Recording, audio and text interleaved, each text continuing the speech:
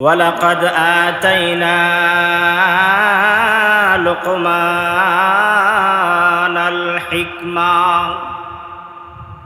আল্লাহ তাআলা বলেন, নিশ্চয়ই আমি আল্লাহ লুকমানকে হিকমত দান করেছি।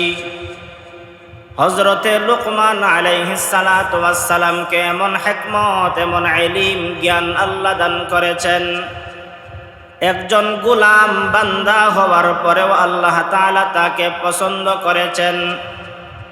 আর সেই ইলম, হিকমত, জ্ঞান পাওয়ার পরে হযরতে লুকমান আলাইহিস সালাতু ওয়াস সালাম তিনি আল্লাহ পাকের শুকরিয়া আদায় করেছেন। আনিশকুর লিল্লাহ। হযরতে লুকমান আলাইহিস সালাতু ওয়াস সালাম আল্লাহ পাকের শুকরিয়া আদায় করেছেন। সেই লুকমান আলাইহিস সালাতু ওয়াস সালাম একজন গোলাম ছিলেন, কিন্তু মুনিবের ঘরে থাইকা কিভাবে তিনি দামি হয়ে গেলেন। হযরতে লুকমান আলাইহিস সালাতু ওয়াস সালাম এমন একজন মুনিবের ঘরে থাকতেন, যেই মুনিবের ঘরে আরো অনেকজন গোলাম থাকতো। ওই মুনিবের বাগান ছিল, বাগানের ফলগুলো গোলামরা খেয়ে ফেলত, কিন্তু লুকমান আলাইহিস সালাতু ওয়াস সালাম মুনিবের অনুমতি ছাড়া ফল খেতেন না। মুনিবের অনুমতি ছাড়া সেই বাগান থেকে একটা ফল তিনি ভক্ষণ করতেন না। অন্যান্য গোলামরা ছিল, গোলামরা ফল ভক্ষণ করে, আনার ভক্ষণ করে, বেদানা ভক্ষণ করে, আপেল ভক্ষণ করে, লুকমান আলাইহিস সালাতু ওয়াস সালামের উপর অপবাদ দিয়ে দিত। একদিন লুকমান আলাইহিস সালাতু ওয়াস সালাম টের পেয়ে গেলেন তারা অন্যায় করে আমার উপরে অপবাদ লাগায়া দেয়, তারা অপরাধ করে আমার উপরে অপবাদ চাপিয়ে দেয়। তিনি তার মুনিবকে গিয়া বললেন, ও আমার মুনিব, আমি কিন্তু তোমার গাছের কোনো ফল তোমার অনুমতি ছাড়া আমি খাই নাই, ভক্ষণ করি নাই। আমি কিন্তু তোমার কোনো সম্পদ আমি নষ্ট করি নাই। বলে তারা না, বলে তুমি আমার সম্পদগুলোকে নষ্ট করো, আমার ফলগুলো আমার অনুমতি ছাড়া তুমি খেয়ে ফেলো। লুকমান আলাইহিস সালাতু ওয়াস সালাম বললেন, আপনি পরীক্ষা করতে পারেন, পরীক্ষা করে দেখতে পারেন আমি আপনার ফলগুলো নষ্ট করি, ভক্ষণ করি, নাকি তারা আপনার ফল ভক্ষণ করে নষ্ট করে। লুকমানের মুনিব ডাক দিয়া বলল, কিভাবে তাদেরকে পরীক্ষা করব, আমাকে শিখিয়ে দাও। লুকমানকে তো আল্লাহ তাআলা গোলাম হওয়ার পরেও ইলম, হিকমত আল্লাহ দান করেছেন। হযরতে লুকমান আলাইহিস সালাতু ওয়াস সালাম তার মুনিবকে শিক্ষা দিলেন, শিখাইয়া দিলেন এই পন্থা অবলম্বন করলে সুর ধরতে পারবেন, কিভাবে সুর আপনার কাজগুলো, আপনার ফলগুলো ভক্ষণ করে। হযরতে লুকমান আলাইহিস সালাতু ওয়াস সালাম শিখিয়ে দিলেন, আপনি একটা পেয়ালার মধ্যে পানি গরম করবেন। পানি গরম কইরা আমরা যারা আপনার গোলাম বান্দা আছি, আমাদেরকে এক পেয়ালা করে গরম পানি দিবেন। আমাদের সবাইকে আপনি পানি পান করাইবেন। পানি ভক্ষণ করানোর পরে সবাইকে বলবেন দৌড়াদৌড়ি করার জন্য। দৌড়াদৌড়ি করার পরে দেখবেন গরম পানি যারা ভক্ষণ করেছে তাদের বমি বমি ভাব হবে। এক পর্যায়ে যখন তারাও বমি করবে, আমিও বমি করব। বমি করলে পরে যা ভক্ষণ করেছে তা বের হয়ে আসবে। তারা তো বলেছে আমি আপনার ফল খেয়েছি, আর তারা ফল খেয়ে আমার উপরে দোষারোপ করেছে। বমি করলেই তো বোঝা যাবে কে ফল ভক্ষণ করেছে। এবার লুকমান আলাইহিস সালাতু ওয়াস সালামের সেই পন্থাটা অবলম্বন করে তার মুনিব তাদেরকে গরম পানি পান করাইল। আধা ঘন্টার সময় দৌড়ানোর জন্য বলল। দৌড়তে দৌড়তে যখন তারা ক্লান্তি হয়ে গেল, এক পর্যায়ে তারা বমি করল। বমির মধ্যে যার ভিতরে ফল নাই, শুধু পানি আর পানি বের হলো। আর যারা ফল ভক্ষণ করেছে, আনার ভক্ষণ করেছে, আপেল ভক্ষণ করেছে, তাদের বমির সাথে আপেল এবং আনারগুলো বের হয়ে আসলো। বের হয়ে আসার পরে এবার প্রমাণ হয়ে গেল লুকমান চুরি করে নাই।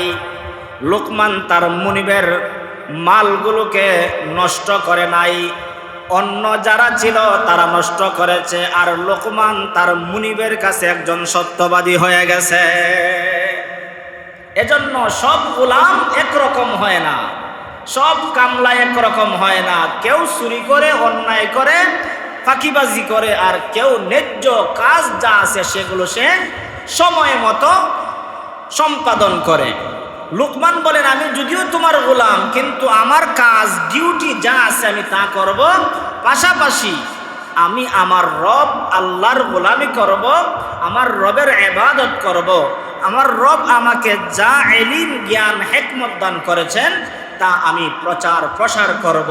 আমি অন্যায়কে প্রশ্রয় দিব না, অন্যায়কে আমি নিজেও করব না। হযরতে লুকমান আলাইহিস সালাতু ওয়াস সালামের সেই কথা শুনে লুকমানের মুনিবের অন্তরে জাগলো, তাহলে আমার লুকমানকে আরো কিছু পরীক্ষা করা দরকার। দেখবেন, একজন মানুষকে আপনার নিজের আপন বানিয়ে নিতে হলে এর আগে অনেক পরীক্ষা করে। কিছু কিছু বড় লোক আছে, তার কাছে আমানত দেওয়ার আগে তারে টাকা দিয়ে পরীক্ষা করে, ধন সম্পদ দিয়ে পরীক্ষা করে, তার সামনে টাকা পয়সা রাইখা পরীক্ষা করে তার লোভ লালসা আছে কিনা। আমাকে পরীক্ষা করার জন্য একদিন আমাকে বলল, আমার ছাগলের ফাল আছে, ছাগলের ফাল থেকে একটা ছাগলকে তুমি জবেহ করবা, জবেহ করে ওই ছাগল থেকে উৎকৃষ্ট ভালো দুইটা গোশতের টুকরা আমাকে দিবা। যেই জায়গাটা তোমার কাছে ভালো এবং উৎকৃষ্ট সেই দুইটা বস্তু বকরি জবে করে আমাকে দিবা। হযরত লুকমান দুইটা জায়গাকে তিনি নির্বাচিত করলেন, একটা হলো জিহ্বা আর একটা হলো কলব। এই যে কলবের ভিতরে একটা গোশতের টুকরা আছে, দুইটা টুকরা তিনি মুনিবের দরবারে নিয়ে গেলেন। মুনিবের দরবারে নিয়ে গিয়ে বললেন, দেখেন, একটা হলো জিহ্বা আর একটা হলো সেই কলব গোশতের টুকরা। এবার মুনিব দেইকা বললেন, ভালোই তো, জিহ্বা তো দামি একটা বস্তু, কলব তো দামি একটা বস্তু। দামি বস্তু কেমনে? এই জিহ্বা দিয়া আপনি যদি ভালো কাজ করতে চান, এই জিহ্বা দিয়া মরার আগ পর্যন্ত ভালো কাজ করা আপনার জন্য সহজ। আর যদি ওই জিহ্বাটারে অন্যায় কাজে লাগান, তাহলে ওই জিহ্বা দিয়া অন্যায় কাজ করাটাও আপনার পক্ষে সম্ভব। লুকমান আলাইহিস সালাতু ওয়াস সালাম বলেন, আমার মুনিব আরো কয়দিন পরে বলল, একটা ছাগল জবে করবা, ওই ছাগল থেকে নিকৃষ্ট দুইটা গোশতের টুকরা কেটে আনবা। কি করবা? নিকৃষ্ট দুইটা গোশতের টুকরা কেটে আনবা। এই দুইটা নিকৃষ্ট গোশতের টুকরা আমি দেখতে চাই। লুকমান ছাগল জব করলেন, জব করার পরে আবার জিহ্বাটা কাটলেন, ওই গোশতের টুকরাটা কাটলেন, দুইটা টুকরা আইনা তার মুনিবের দরবারে দিলেন। মুনিব নেন। মুনিব দেইকা বলতেছে, উৎকৃষ্ট বস্তু তোমার কাছে চাইলাম, তুমি জিহ্বা এনে দিলা। এবার নিকৃষ্ট জিনিসটা চাইলাম, তুমি সেই জিহ্বা এনে দিলা। উৎকৃষ্ট জিনিস চাইলাম, তুমি কলব নিয়ে আমার কাছে আসলা। আর নিকৃষ্ট জিনিস চাইলাম, সেই কলবটাই তুমি আমাকে দিলা। তার কারণটা তো বুঝতে পারলাম না।